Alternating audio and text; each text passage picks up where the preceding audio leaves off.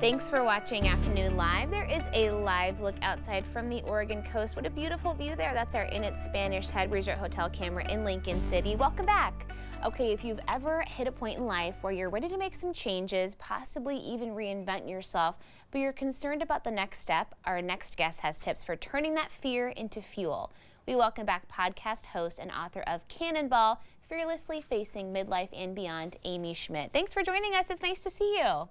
Hi, Hannah. Great to see you. Okay, so let's say somebody feels like they've hit a turning point, but they're not really sure what that pivot is. Where do you kind of begin to navigate all those probably swirling emotions and thoughts? Yes, exactly. Because we really are a master class in reinvention. We truly are. And whether it's a transition to a new mom or an empty nester or a new job or relocation, there's so many times that we get these little nudges and we just don't acknowledge them. And what we need to really do is hone in on those nudges and go to those people that we know the best in our life, in our circle, and say, you know what, I've been thinking about this.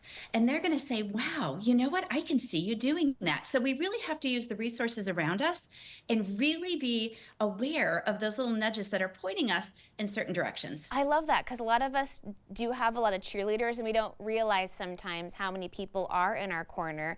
And then what about kind of cheering yourself on, right? Acknowledging Yes. your accomplishments, that can be really tough.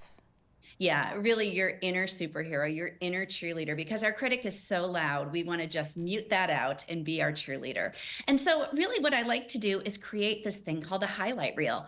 And it's not your greatest hits, it's your whole journey. You're the keeper of your stories, the historian of your life. So, use that power and look back at what you've accomplished as a mom or a sister, daughter, wife, all of those things, and really kind of put those pieces together. And it's not just your successes, it's also, your challenges and times that you've failed. But when you actually sit down and put pen to paper on what you've accomplished in your journey so far, you can kind of connect the dots. What I like to say is you kind of put that border on that puzzle. That's how I always start puzzles, is doing the border first, and then you fill in the pieces, because it really does. Your trajectory is all through your life experiences. So cheer yourself on what you've accomplished. That makes a lot of sense. Well, and it can also be hard to do, and also hard to do putting your own needs first when maybe you haven't prioritized yourself for a while. I think that's such a big thing, because we are, by human nature, we want to be everything to everyone. We really do. So where you are at this point in your life, at your transition, look at what you really want to accomplish, your mission in life, what your life goals are, what works best for your family, for your spouse, for your partner, where you are in your career. And then look if your needs are really being met, or if you're really doing things because other people want you to. I use the example a lot of, class moms, because a lot of times I know women will sign up and they'll sign up one year and then they do it so well. The next year they're like, oh, well, Amy will do it because she does it so well. And you have the capability of doing it really well, but maybe it just doesn't align with your goals right now. So make sure you're checking in with yourself and making sure that it's something you really need and not just what others want. So let's say you found a new passion or something you want to pursue. You also have to be prepared to not be an expert or perfect at that thing right away.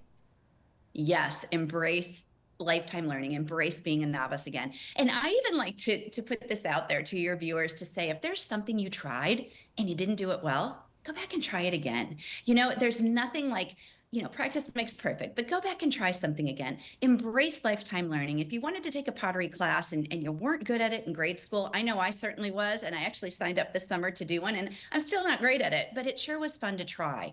So, explore new things and embrace lifetime learning. That's how we grow. Yeah. So what about making some audits of how you're spending your time and who that time is with? This is such a big one, and it's something we overlook so often. A time audit, a life audit. Time audit. We all have 24 hours in a day. How are we investing that time? Are we getting up in the morning and scrolling our social media and immediately feeling deflated and just out of touch and feeling, oh, why are they doing so much and I'm not? Those are the accounts you need to go in and just take those notifications off, or block those accounts, or just step away from it. And look how you're investing your time. Invest your time with people that support you, that people that challenge you, people that really are your pillars and lift you up. That's who you want to be spending your time with. As far as a life audit, look at that same thing. Look who you're surrounding yourself with.